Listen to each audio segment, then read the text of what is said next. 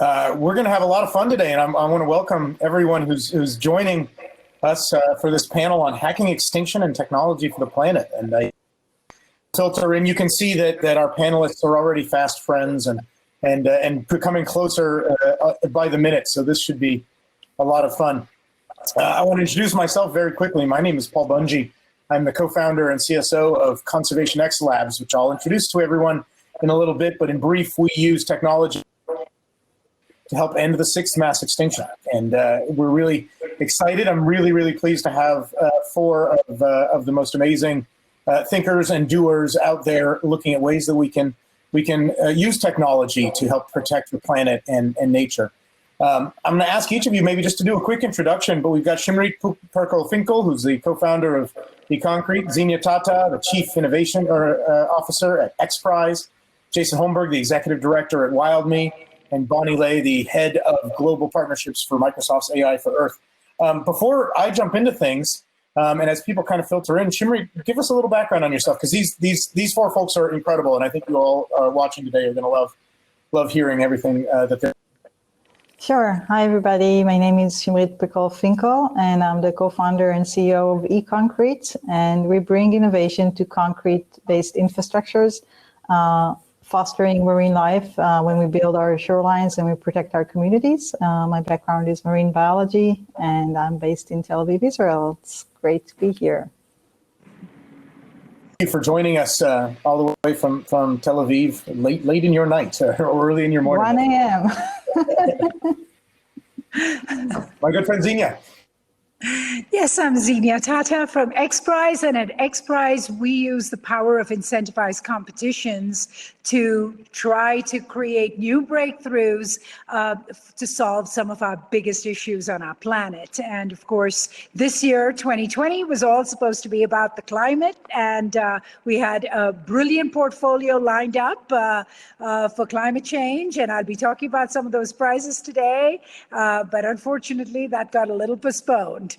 So, but happy to be here and talk to all of you, coming to you live from the Rocky Mountains in Colorado, high up at 10,000 feet. As we come out of pandemic eventually, all of us will have this new attitude towards how we can actually think about the planet in our lives. So that's right. I know that your portfolio will come back strong. Another great friend, Jason Holmberg. Hi, I'm Jason Holmberg, Executive Director of a nonprofit organization called WildMe here in Portland, Oregon.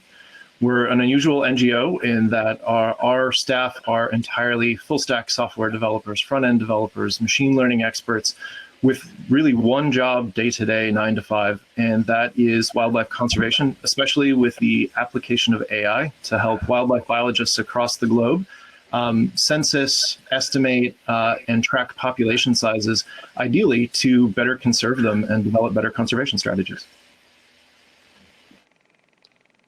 I love you guys will hear more about what they do. Everyone here does amazing things, but it's a phenomenal example. And Bonnie Lay knows even more phenomenal examples.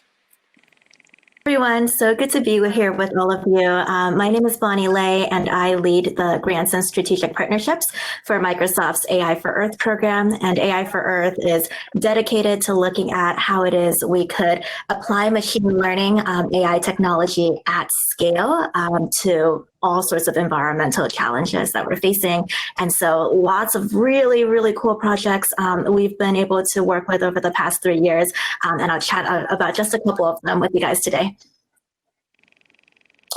Awesome. Thanks, everyone. And as we're going through, we'll start off with each of us kind of giving a description of some of our work and our perspectives on how it is we can use technology for good and for the planet. But feel free to, if you're watching in, to ask questions in the chat box on the right, and we'll try and get to them towards the end. But maybe I'll go ahead and start with sort of a frame of how we're approaching these sets of issues. There we go. I'm trying to make sure that it looks like it's okay. I think I can see it there. That's fine. So, I want to start with this concern that we're actually living not only in a time of great rapid disruption socially, economically, and with we've been going through the sixth mass extinction. The first mass extinction in Earth's history to have been caused by a single species, in this case, us. And it's got many concerns. But the question then is how we're supposed to respond to this. And for a long time, conservation is focused on really the harm that humans do, with a rather simplified notion that in order to save nature, we just have to remove the humans. But as climate change has taught us, literally the impact that humans have on the environment occurs everywhere, in every single square centimeter of the planet, and that includes pollution such as plastic pollution being found at the deepest depths of the ocean, and the carbon dioxide that affects even places that have rarely seen a footstep from humans. The drivers of this biodiversity loss and this mass extinction, in other words, are much more than just the presence of humans, but really all of our activities. And even as we've done a phenomenal job protecting parts of the planet, including both land and sea, you can see the exponential growth in protected areas around the planet, which is incredibly valuable and has set aside areas for nature that is needed in order to both protect, support, and heal. What we've seen is not a lot of great signs that nature itself is able to respond, because we haven't removed the pressures. It's great to put in a national park, but if we're not actually taking the pressures off those national parks, we continue to see declines in species. Ultimately, and I think this probably isn't controversial, but it's worth reminding ourselves that the problems with our environment continue to get exponentially worse, while the solutions that we typically apply are merely incremental. And if that's the case, what we see is that the difference between our solutions and our problems yawning wider and wider. Ultimately, though, because we live in this amazingly phenomenal era with all the tools that we have at our hands to both harm, have the ability to solve those challenges. Not only do we have the tools and technologies and techniques, but we have now the knowledge and the access to knowledge that is in human history, that we should be able to turn towards good. And as I mentioned just a second ago, coming out of eras like 2020 or times like 2020, with all of the conversations about what is wrong with today, we also have the ability to talk about what is right and what we want to be right, and how it is that we can organize ourselves. Phenomenal examples here. That brings me to my organization, Conservation X Labs. We have a rather simple mission, which is to end the sixth mass extinction. Because the sixth mass extinction is caused by humans, it really is about addressing what it is that ultimately the humans are doing to cause this threat to the environment and habitat and species and biodiversity writ large. To do so, though, means we have to focus on the underlying drivers of extinction, not just the symptoms. So not just the loss of those species or the deforestation that you see, but the why that's happening. What is it that humans are doing or our economy is doing that's causing those places on the planet to be lost, or those species population numbers to decline? We have modeled ourselves a bit on Bell Labs or Xerox PARC or other great technology innovation spaces where we think about how it is that we can use the power of technology, the power of innovation, rather than just as the source of the problems, but turn that on its head. These tools can actually be used to derive novel approaches that both protect nature and allow human society, human communities themselves to thrive. We bask in, I'll give a couple of examples of some of our work, but we really like to think about this as taking a proactive approach to engineering the replacement of harmful actions or harmful drivers of extinction. Engineering resilience, things that will help nature itself be resilient in the face of environmental change, or restoration such that we can help bring it back and give nature the power and the space and the time to heal and the like. But of course, also engineering enforcement, the rules that we put in place to ensure that things are safe from harm. And ultimately, we're thinking about how it is that we engineer extinction, not de-extinction, not bringing things back to life necessarily, but thinking about what it is that will help prevent species from going extinct in the first place, be that in an ecosystem and habitat, or based on the changes that they and their communities themselves are experiencing. But to do so, we at Conservation X Labs, is it not moving? Oh, wow. I am clicking through the slideshow. I just heard that it's not, so it's not moving at all? Down? Let me see if I can fix that. There. All right, I was using, so this is for my other panelists. I was using the slide presentation, which apparently doesn't work. So we'll stay in this mode instead, if that's all right. You missed these just word slides, so you don't have to worry about the words, everyone. These words, though, are what we at Conservation X Labs really use as some of our principles to think about how it is that we apply our work. Rather than fighting against human behavior, how do we harness it? How do we incentivize people to do the things that are good for nature as well as ourselves? We also act optimistically. There's no sense in continuing just to lament and mourn the demise of species. So that's important.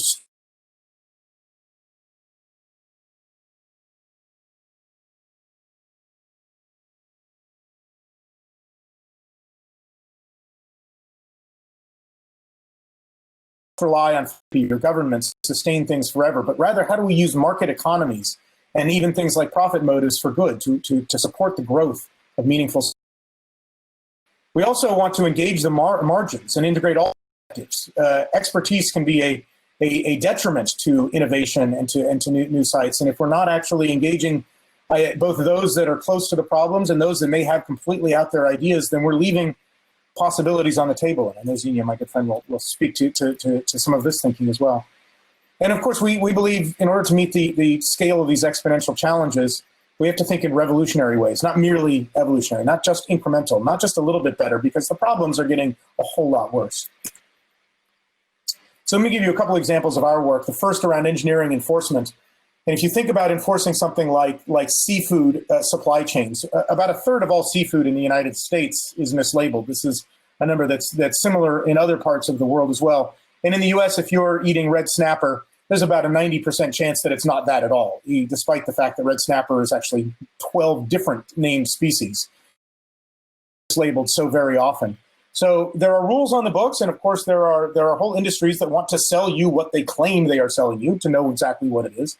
But how do we enforce this? And why would we enforce this? Well, we would because for the environment, it actually helps make destructive fishing, illegal practices themselves, even more profitable. And it undercuts conservation efforts by harming somebody who might want to buy and purchase sustainable seafood, for example. This is true of lots of different environmental goods. And ultimately, it harms consumers and the environment. But in order to know what you're eating, typically now you need to use a lab-based method. You need to know that this species, which has been filleted and processed in one part of the world and shipped to another, you need to know what genes are inside of it. But that's extremely difficult and extremely expensive. And it means that in the United States, despite the majority of our seafood being imported, we're still only inspecting about 1% of it. So what we do at Conservation X Labs is we also invent some of the things that can help address these things, these aspects. And we've actually designed a handheld DNA barcode scanning device, a extremely easy to use, very inexpensive tool that fits in the palm of your hand and can go anywhere and can be used by anyone to rapidly determine what species you have present there. Is this the Atlantic, or is this the wild-caught king salmon you say it is? Or is it Alaskan salmon? And you can see that those cartridges go in there that we can replace with any other type of cartridge to answer other questions. Is there an endangered species of shark? Or is there another wildlife species that's being traded in here? Is there an invasive species present in this shipment or in this ballast water that could get in and damage whole ecosystems? We can design these cartridges to do exactly these sorts of things. But as with many things, the pandemic upended the development of our device for these environmental fraud cases. And we recognize that, you know what, viruses like the SARS-CoV-2 virus also contain genetic material. And so actually, because this tool that Conservation X Labs has built can go anywhere and requires no battery, requires no expertise, i.e. no medical professionals, no laboratory, etc. We've now developed a COVID-19 diagnostic test for it. And I'm actually, Xenia, really excited that it's a semi-finalist in the COVID X Prize, which is something I never thought would happen, but it's super cool that we're doing this because it represents an opportunity to provide diagnostics for testing of COVID-19 in the absence of these types of resources that we typically have in the U.S. Even more exciting to Conservation X Labs, the causes of something like COVID-19, a zoonotic disease that leapt from likely bats and or pangolins into humans, those are also causes of extinction, ultimately, the wildlife trade such as that. And so if we can address human health issues we can also potentially address environmental health issues. We also think about replacements. And many years ago, we actually worked with WWF and the Australian government on a blue revolution for oceans and thinking about how to re-engineer aquaculture. One of the issues is things like bycatch. You can see that red arrow pointing at the amount of shrimp that's caught in a wild-caught shrimping boat versus the amount of bycatch above that board. It's more than 90% very often will be bycatch, just killed other species thrown back into the sea. And a phenomenal couple of young women who started a company called New Wave Foods came through our program early on, which is an entirely vegan and kosher shrimp alternative made from red algae, which is incredible. They just last year received a massive investment from Tyson Foods and are an example of that sort of scaling of a replacement for meats. There's lots of other examples, of course, but it just shows what some brilliant innovators can do with real opportunity. Or think about resilience and how we engineer that. Think about the right whales, only about 400 surviving right whales in the Atlantic Ocean now. The largest cause of losing these animals, as you can see there, are these ropes and lines from lobster and crab pots that are actually entangling these beautiful whales and killing them. Well, we ran a competition, an engineering competition in the middle of a conference in Borneo a couple of years ago.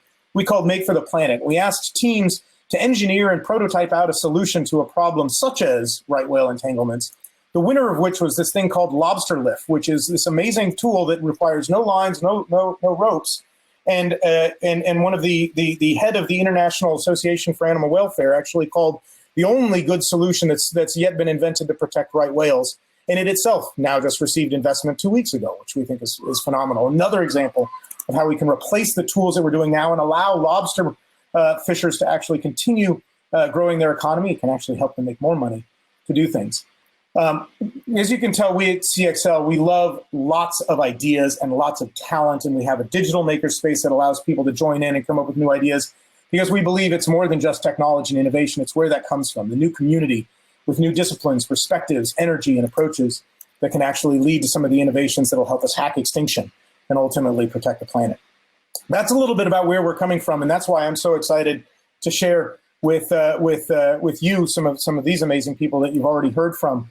Some of the work that they're doing is other examples doing so. We want to see 1,000 flowers bloom to help use technology and innovation for good. And as I mentioned, my good friend Xenia is another example of using open innovation techniques to empower, better than almost anyone, the brilliant innovators of the world. And with that, I'm going to turn it over to you, Xenia.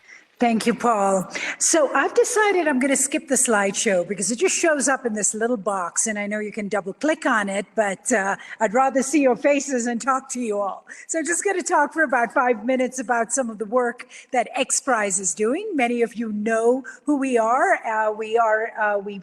We designed these big incentive competitions to find breakthroughs, very futuristic breakthroughs to solve big planetary problems.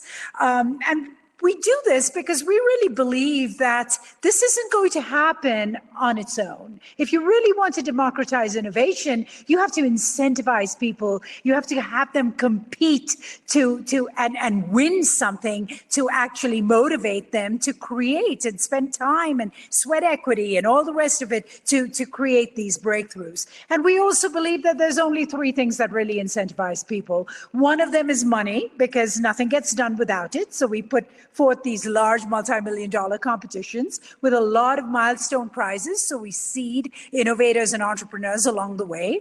The second thing is the opportunity to actually build a sustainable business, to connect with other entrepreneurs and to get investment. And as Paul will also tell you from his years at X Prize, the biggest and third and biggest incentive for teams is the chance to do something at a great scale that will actually change the lives of possibly millions, if not billions of people.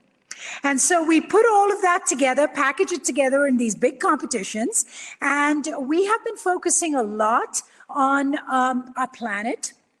A lot of the work that was started by Paul Bungie continues at X Prize, and we have a wonderful oceans portfolio, and now we've got a forest portfolio. And I'd like to start with talking about a few prizes, but let's start with talking about our Rainforest X Prize. This prize launched last year, at the end of last year, and it is a $10 million prize to survey the rainforests, all 4 stories preferably of the rainforest. And what we're hoping to do, just like with our other prizes, we're hoping to leverage the convergence of exponential technologies, AI, big data, robotics, different kinds of sensing, to survey at least 3 stories of the rainforest in record time. This is a purse of $10 million. So far, we have almost 200 teams registered from over 50 countries from around the world. I'm from Mumbai, India, and I'm so proud to say we have 5 teams from India registered, which is amazing. And what we're hoping to incentivize here is improved speed of surveying, autonomous operations, the ability to survey multiple stories of the rainforest, and innovative ways to detect new biodiversity, new life, new species that we may not have uncovered very, very rapidly, and to provide these insights and unprecedented data accumulation from this particular prize. So in the first round of the prize, teams are going to be given 6 hours to collect a bunch of information and 24 hours to process this data and come up with their list of insights. And for that, they will win $250,000, move on to the final round of the competition, where they will be given all of 8 hours to do this very, very rapid surveying, and then 48 hours to create these insights and to process the data. So again, you can see we're just trying to really accelerate how this work is done. And they have to survey at least 3 stories of the rainforest in order to qualify as a finalist for the big grand prize of $5 million, a second prize of $2 million, and then a $500,000 bonus prize. So that is our Rainforest X Prize. We are open to receive new applications. We're keeping this open for a couple of more months. So if you know anyone or you yourself are interested in applying, please do. The next prize that is launching is a prize called Feeding the Next Billion. This gives to chicken and fish. 4-ounce fillet that has the same texture and taste as either chicken or and it could be either it can either be plant-based or cell-based. So that particular prize is launching in a couple of months, and that also is a $10 million prize in sum, $10 million. But within those $10 million, we're very proud to say that we have designed a bonus award of $3 million for a replacement to fetal bovine serum, FBS, which is the media in which this is typically grown. And I'm not going to go into the details, and I certainly am not showing the slides for it, but it's a horrific method to extract FBS. And the pharmaceutical industry, our vaccine industry, everyone is dependent on FBS, as is cell-based agriculture. So again, we're trying to shift the paradigm and replicate FBS in a lab so we don't have to go through these horrible methods to get it. The third prize that is launching after this in this particular portfolio in early next year is a Zero Waste Mining X Prize, where we are trying to reduce the footprint of waste by 95% and keep costs absolutely the same for massive mining companies. We're working in the copper mining industry to reduce waste in water, land, and air. And then we've got a whole bunch of other X Prizes designed and ready to launch. Some of them are partially funded, and I hope a lot of people will take some notes and apply for these, because we hope to launch all of them in the next year or so.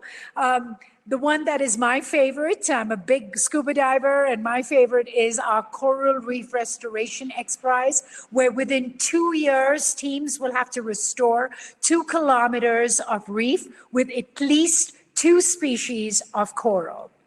And again, you can think about the convergence of amazing technologies that are going to help us actually in a very rapid and automated way. We've also designed and are currently closing funding on a Wildfire X Prize. Again, extremely important for our times, right? And this Wildfire X Prize is for autonomous detection and extinction of a wildfire within 10 minutes. So teams will detect a fire of certain lumens within a few minutes and autonomously extinguish it all within 10 minutes. So that's our Wildfire X Prize. Another one of my favorites is a big carbon removal X Prize that we've designed. This is the biggest X Prize we've designed to date. It's $100 million in collective prize purses, and at a very long, a 7 to 8 year X Prize, where we are incentivizing the low cost, scalable capture of carbon and sequestration of it, both in natural systems as well as engineered systems. So basically to remove carbon at gigaton scale from our atmosphere. This is, I think, the prize of our times, the project of our times, and we all know from recent reports that we need to be capturing and sequestering, removing carbon at gigaton scale between the years 2030 to the years 2050. And if we don't, we are facing a pretty massive existential crisis for just not mankind, but all species on our planet. So this is a big prize. We have partial funding for it that we're hoping to get funded and launched by the end of next year. And then in addition to that, we have an Infinity Water X Prize that we're hoping to launch very soon as well, which is converting black water, so toilet water, into potable water at community scale that we can deploy in cities around the world. And last but not the least in our climate portfolio is a Clean Air Prize. Is also designed to remove 2.5 PM matter from air in very, very polluted cities like the one I come from, like in Mumbai, India. So those are some of the prizes that we are working on right now, and we have calls out to innovators and scientists everywhere to come and help us design or come and apply for these prizes. And what's in our future, we hope, is also at some point a de-extinction prize that we've been talking about for a very long time. And I personally have been rooting for the white rhino to be brought. So not the T-Rex, but at least we can start with a dodo bird everybody talks about. But I think to do something like a rhino would be extremely exciting. So anyway, back to you, Paul. And that's what we're doing these days at X Prize without you. I love it. This is super exciting. I feel like I've left a mark at least to turn X Prize into as much environmental as possible. And I would love to see the de-extinction prize. That predates me even. So that's well. That's you right. also that's one of Peter's favorites. Peter loves talking about that. Yes.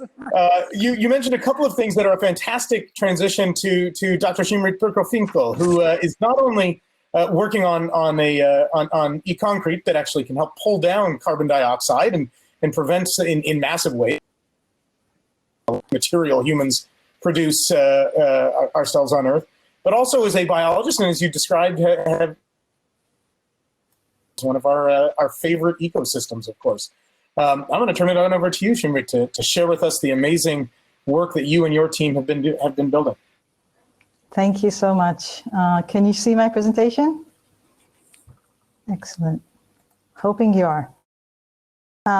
So first of all, I want to thank you for the opportunity, and it's an amazing forum to be in, and I've had a very good introduction with X Prize. I think that I noted down a couple of them that I will be engaging my group for the corals, and also for the carbon removal one. Let's try and see if we can help.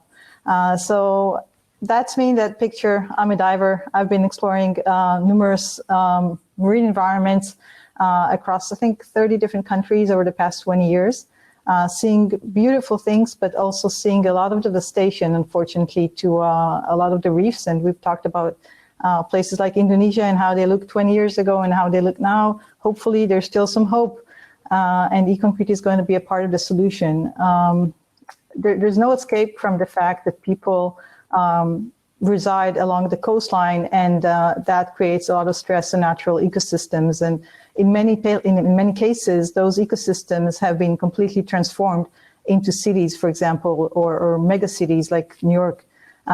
With having over 50% of the world population residing along coastlines, it's basically impossible to avoid coastal hardening and construction of waterfronts that are paved with concrete. About 70% of all of our coastal and marine infrastructure is based on concrete. As we mentioned, it's not the most environmentally friendly material until innovation steps in and technology steps in. Concrete is actually now the second most consumed material on our planet, and it's also responsible for 8% of our entire humanity's carbon emissions. So that's something that we definitely need to think about with X Prize. That is also fueling another global problem of climate change, which is very close to, I think, everybody's hearts, seeing more frequent storms and seeing acceleration in sea level rise. And all of these, again, fuel the need of our coastal cities and coastal communities to protect ourselves with concrete. So we're basically replacing beautiful ecosystems. This is the biodiversity that I love to immerse in. The coral reefs, the oyster reefs, mangroves, all of which are basically nature's lines of defenses. This is the way nature intended to protect our coastlines. And we're replacing those beautiful ecosystems with concrete deserts. I want to emphasize, before we take a deep dive into the technology of e-concrete, what's the problem that we're tackling? We're looking into three problems with the concrete. It's a very harsh material, very alkaline, very low surface complexity, and very high homogeneity. So we're seeing a lot of those same barren surfaces. And this drives down the biodiversity, and it causes mainly dominance of invasive species. And that's kind of what ignited us to think about a new technology that will allow for greater biodiversity without losing any of the functionality of the concrete. And that's basically our innovation with e-concrete, a technology that we've developed from our home base in Israel. The technology is based on three pillars that work in synergy. We're looking at the concrete composition, the surface complexity, and the three-dimensional design. And we're actually using principles of biomimicry to kind of take on each of those problem areas and provide a solution that is very much in tune with nature. So our admix, which is composed nearly entirely of byproducts, some of which are from quarries, by the way, is neutralizing those negative effects of concrete on marine life and helping a healthier biodiversity to thrive as if it was a natural substrate. Then we're looking into inspiration from nature, like the shell of an oyster or the polyps of a coral, when we are designing the surface features of our products and our designs. And the third component, the three-dimensional design, this is when we really tap into nature and look into restoration of habitat, for example, tide pools, rock pools, or even the root systems of mangroves. How can we design that into a seawall, for example? And those three components work together to enhance marine life and to really create products, technology that can be applied with the concrete industry, with the coast construction industry, but to bring that biodiversity back. Talking about awards and prizes, we've been very much honored to win the Global Biomimicry Design Challenge with our tide pool armor, and recently also win the Ray of Hope Prize with our tide pool armor. And we have a suite of products that's already been successfully implemented, for example, in the coastline of New York, in different locations. We can even do retrofitting of existing structures. These are piles in Brooklyn that are now teeming with life. We have different solutions for scar protection onshore or even for offshore energy, different seawall designs. And this is really how the life adheres to the concrete, which gives you kind of an idea of the crust that we're getting, a very healthy and rich cover of oysters and tube worms and coralline algae, which really helps us to be in tune with SDG 14, but also with many others. And the beauty is that this enhancement provides not only the biological advantages that for which we really designed the technology for. So we're seeing ecological niches, we're seeing ecosystem services, obviously biodiversity, less invasive species and more dominance of native species. but we're also seeing that the biology helps us to create protection for the infrastructure. So those same skeletons of organisms are creating bioprotection and helping the concrete last longer. And actually, we have less need in maintenance, which is also a plus for the environment. So we need to maintain these structures less over time, and hopefully they will become one with nature eventually. This is also where we're seeing a huge advantage when we harness natural processes through the calcification process. Oysters, tube worms, and coralline algae, all these organisms are uptaking CO2 and creating calcium carbonate. So imagine now that we have whole waterfronts that are doing active carbonation and sequestration through that process of biocalcification. I think that when you work with nature, you really get a lot of different advantages. And now it's time to really scale that. And I think it's important for us to talk about the capacity to take these technologies and deploy them and effectively scale them. This is where I'm happy to say that even though we're quite a young company, we're now engaged in quite a massive project that includes both oyster restoration and risk reduction as a part of the Pro Sandy initiative. This project is going to be launched next year, hopefully, and protect communities in Staten Island and also protect native oysters. I think it's important to also talk about incentives and regulations that can help promote technologies in this field. In this case, we were actually able to include the ecological design in the mitigation scheme and get quite a substantial reduction in the mitigation penalty for the project, which means that environmentally sensitive technologies can also have a good ROI and not just beautiful ecology.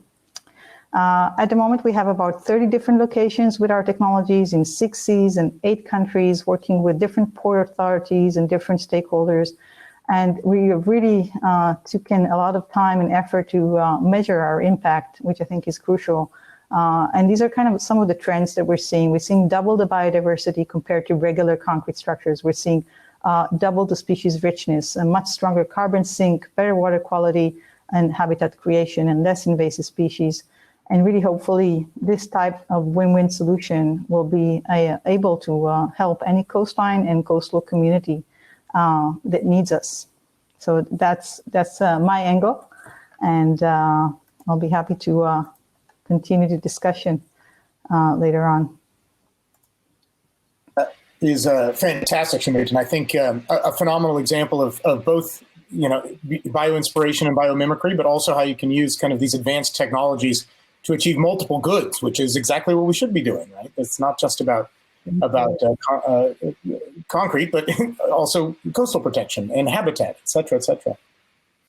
I want to turn to another type of technology, and Jason Holmberg, and how it is that we can use phenomenal revolutions in digital technology to do things that scientists only dreamed of just a couple of years ago. Jason. Hi, my name is Jason Holmberg. I'm the executive director at WildMe, and we are really AI for wildlife conservation.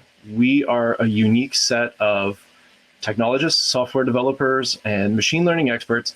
We are the glue between original, novel, academic research in AI that is high potential but low on impact because it's not sustained and moved through to your field biologist. And we connect that to the field biologist who's hungry for technology, hungry to get more data, to get through a lot of data, and then to use AI to get through that data rapidly and with high accuracy. And for a lot of the wildlife researchers we support, not only do we provide these cloud-based solutions as well as machine learning, but we also are often their first introduction to the cloud. I'm not kidding when I say that a lot of the data we get can be anywhere from shoeboxes of photos, slides, to Excel spreadsheets, and just folders of directories. Just having a common database of individuals in a population can be very new for some of the field biologists we work with. And so we are somewhat of a leap 20 to 30 years ahead with the technology available to some of our frontline defenders of biodiversity. So really, we're in the business of answering the question, how do we know that a population is endangered? How do we know that we need to do something about it? How do we know that the thing we're trying to do is actually working? And when we look at wildlife populations and assessing whether they're endangered or actually getting down to abundance and numbers, there's a number of different techniques that you can use to try to understand the trajectory of a population and its size. These can be anything from aerial surveys and trout insects, an area that we work in, sampling of individuals. This is a technique called marker capture, where we can go down and track individual animals, repeatedly resighting them over time. Or we can even very ambitiously try an entire census. Let's go photograph all of them for smaller populations. There are other techniques like diversity and genetics, et cetera, that we're not as involved in. But these three are really the techniques that we're applying AI to scale and speed. Now, interesting, our goal, though, our application of AI is really built around this idea that we want to get away from these periodic ad hoc efforts to sample a population size. We might get a population estimate for an endangered animal every 5 to 10 years. We're pushing towards this ultimate goal of continuous monitoring. We want our conservation strategists, our field biologists, able to log into our system and at any point understand how many animals they have of a particular threatened species, and to be able to iterate their conservation strategies very rapidly based upon that. Can we put up a fence, take down a fence, allow fishing, ban fishing, etc., in order to see a reflection in the population trajectory? And that's where we're really focused on in our day-to-day jobs. So let's start with surveys. One of the projects we're working on as an open source reusable platform is a project that we're partnered with Vulcan on, which is modernizing wildlife surveys. In the right there, you'll see a couple of prop planes. This is the sort of state of the art for surveying aerial populations at the moment, which is this concept called rear seat observers, where we're literally asking humans with clipboards to look out the windows and over long duration flights, pay attention and count animals. And in some recent studies, we found that they unsurprisingly undercount due to natural things like fatigue. And they will undercount critical populations, elephants, kudu, etc. And the purpose of our technique here, or our technology, is to mount cameras from the planes and allow the photography itself to be brought back to the lab, where humans are already proven to be more effective at reviewing it because they can take breaks, etc., and then to take their decisions, train machine learning from it, and greatly speed and scale both the accuracy and our ability to fly aircraft, be it drone or light aircraft like these Cessnas, and be able to count populations very rapidly and inexpensively. Now, that picture I just showed of those elephants, this is like a simulated drone picture, that would be an ideal case. Really what we get are the photograph you see on the right here. And this is after machine learning has chopped it up. On the left, you'll see a zoom in of a fraction of that, and then a zoom into a yellow box. That's the actual elephant that we need to find. You can imagine how exhausting it is for a human being to review hundreds of thousands of these photographs, and then as well just to find an object like that. For machine learning, this might be seconds up to a minute, and it can find more accurately multiple elephants. It can do it all day and all night, and much more rapidly get through a high volume of photography. We call this detection, finding animals in photographs. Now, beyond surveys, we also work in sampling, or marker capture, which is our ability to look at a threatened population, let's say whale sharks, for example, the world's biggest fish, and begin sampling individuals of the population, getting divers and snorkelers in the water, getting researchers in the water, taking pictures based on the natural patterning of the animal without having to physically tag it, to identify that whale shark down to the individual level. This is Wally the whale shark, this is Zippy the whale shark, and to be able to track them across borders, across data sets, across years, and across oceans. And what this allows us to do is to estimate population sizes. Importantly, Wildbook is also an open source platform that has been cross-applied to multiple species, as I'll show. This is the Wildbook ecosystem. It is based around this idea that both biologists and members of the public, whether it's whale watching or safari tourism or people walking around their communities, may be observing wildlife. That data, if harnessed, especially that visual data, can be put into a data management server where things like a Facebook, let's say, for whale sharks, or a Facebook for the Kenyan national population of Grevy's zebras can be created. Field biologists can log in, review the profiles of different individuals, search, they can ingest or submit photographs, let the machine learning automatically find the animals in the photographs, and then take that to the individual level which, so in addition to using AI to detect animals in photographs, we're going to then take that detection, that bounding box around the animal in the photograph, and take it to the ID level. Whether it's our African carnivore wild book, where we can identify individual cheetahs, or zebra wild book, which can identify a zebra based on its natural stripes, whether it's the wrinkles on an elephant's skin.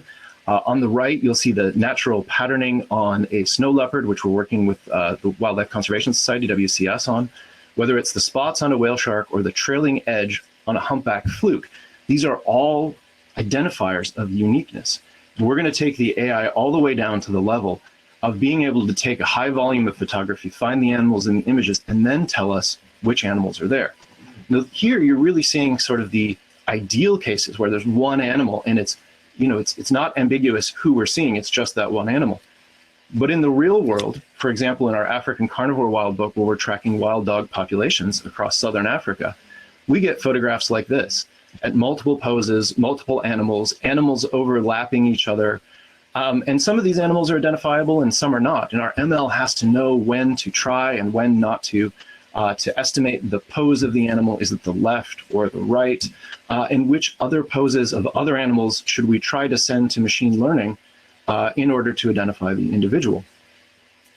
And we've taken this technology and not just applied it to African wild dogs and giraffe, et cetera, but to very small projects, such as just a handful of researchers in the US and Australia studying weedy and leafy sea dragons in the Sea Dragon Search Project, to a Pan-African giraffe wild book called Giraffe Spotter, which is continental scale photo identification of individual giraffe. This is across organizations, across borders, et cetera. All of this applying AI to find animals, individually identify them, and then ultimately to create the population models that give you estimates of population trajectory and abundance. Right now, we've got wild books for about 75 species, and we're working efficiently to combine more and more species into fewer and fewer wild books, allowing us to really focus on developing new ML techniques and support a broader and broader community with smaller and smaller infrastructure. We've got about 500,000 sightings. Actively right now, we're tracking 88,000 individual animals from a multitude of projects from about 550 researchers. We've had about 12,000 people submit photographs to us through our online platform. And all of this is being supported simply by 8 software developers. And here you can see an example of some of the links to different wild books. Importantly, this is all open source, all reusable technology. And then we've even pushed the envelope a little bit, which is, in the traditional data collection model, we have people going out to try to find data. Why don't we replace that with something called an intelligent agent, which is a multimodal machine learning agent whose job it is to scrape YouTube, in this case for whale shark videos, to be able to review the text content and predict, does this define a whale shark in the wild, or does this define a whale shark in the Georgia aquarium? Because we're interested in the one in the wild. And then if it makes that prediction correctly, to go find whale sharks in keyframes, cluster those keyframes, look for text in those keyframes, look for text in the description of the video, its tag, its title, etc., and use ML to predict when this happened and where it happened, and to take all of that and move on to the identification step. Essentially, this is the ability to combine all the different forms of machine learning we have to create an autonomous agent whose job it is to find and curate data, and then to send it over to field researchers who are data hungry. And then our final mode is censusing populations with rallies. So this is almost the opposite of the long-term monitoring we're talking about with Wildbook. This is, why don't we go out for 2 days, take hundreds of people with lots of Jeeps, let's collect over 50,000 photographs of every single zebra and every single giraffe that we see, take those 2 days worth of data and come up with population estimates for the Kenyan government. In this mode is incredibly complex machine learning because we have to take 50,000 photographs. We have to find all the animals in those 50,000 photographs. We have to identify them down to the individual level.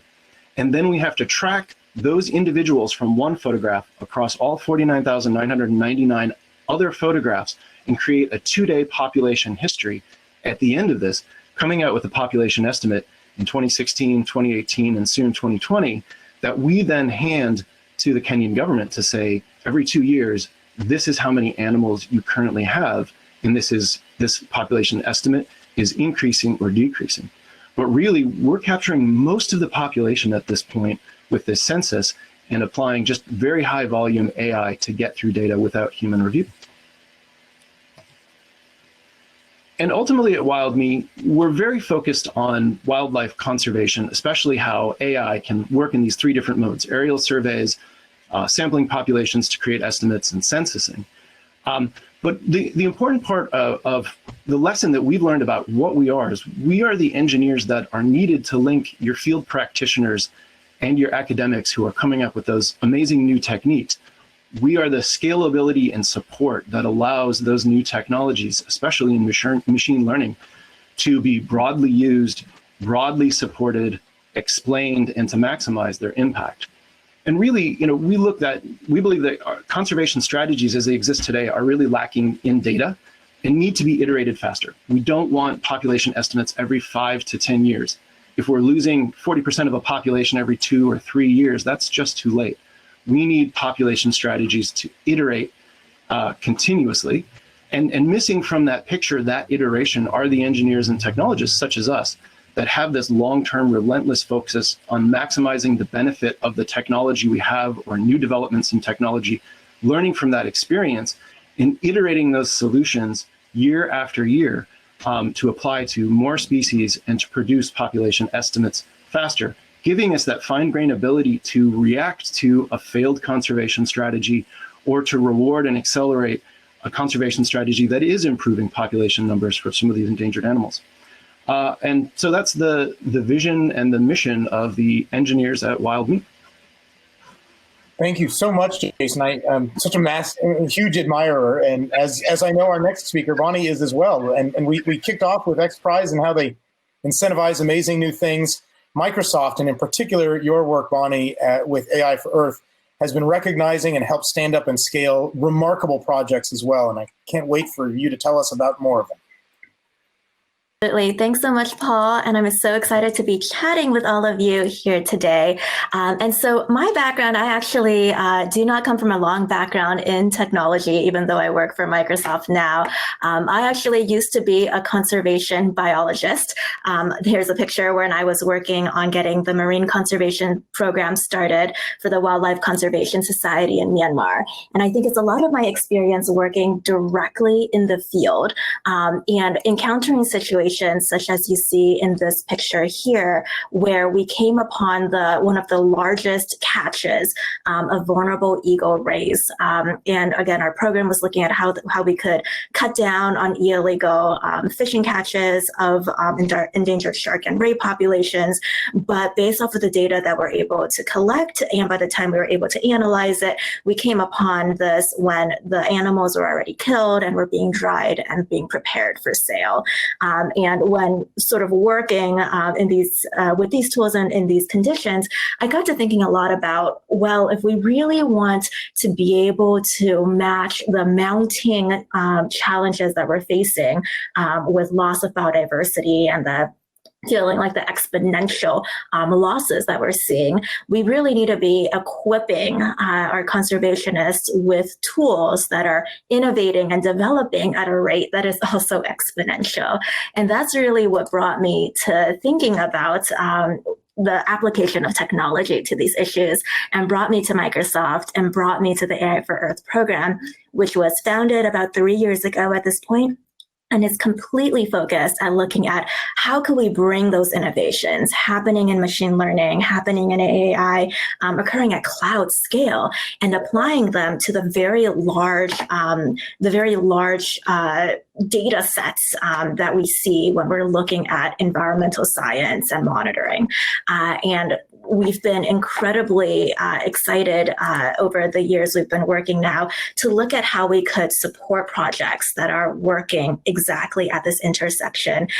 We have a grants program that's focused on looking at how could we increase the access to cloud and AI technologies to organizations working on the front line, and also provide the education and training so that those projects are able to fully maximize on the usage of those resources when they're provided provided, and also to look at how we could work hand in hand with some Microsoft data scientists and researchers together with these projects on being able to sort of bring them to the next level and make them more widely available to other organizations. And to date, we've supported more than 650 projects working in more countries around the world.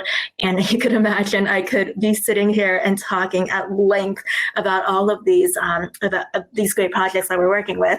But I know we don't have time, so I'm just going to quickly sort of skim through a couple so you have a sense of the types of projects and the capabilities that are available. So Jason already helped me do a great explanation of WildMe. We've been really pleased and excited to work with WildMe as one of our very first partners. As I just mentioned, I used to work in marine and conservation biology. And so one thing that's really near and dear to my heart is thinking about what are some solutions in the space of looking at working towards more sustainable fishery solutions. We now have more than 60% of the world's oceans that are fully fished and 10% that is still left as fishable. And one of these great organizations is called Ocean Mind. It's a nonprofit based in the UK. And what they're working on is looking at being able to track and monitor every vessel that is traversing our ocean. You can see here from this image, this is one of the data streams that they collect to look at how it is like they could track this movement across a number of different sources, whether it's like the vessel transponder data, looking at satellite remote imagery, and they're looking at using a number of algorithms based off of where ships are supposed to be, the ways that they're moving in the water, the speed and the directions, and being able to essentially in the vast mix of all this data, pick out what are anomalies, what seems to be a boat that's doing something it's not supposed to be doing, and picking those out for working with their partners to help with enforcement.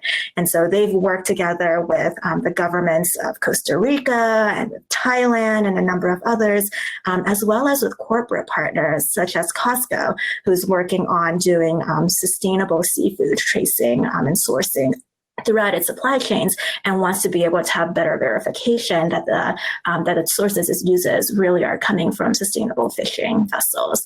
And you could see here, just as an example, where after sort of looking at this data, trying to pick up on irregular behavior, actually being able to use high resolution satellite imagery to zero in on a boat and actually be able to get a better view of what is happening on the boat. Is there rigs on there? What is happening, and helping enforcement officials be able to react much more quickly than before. Another example, sort of in a very different realm, is with an organization called NatureServe.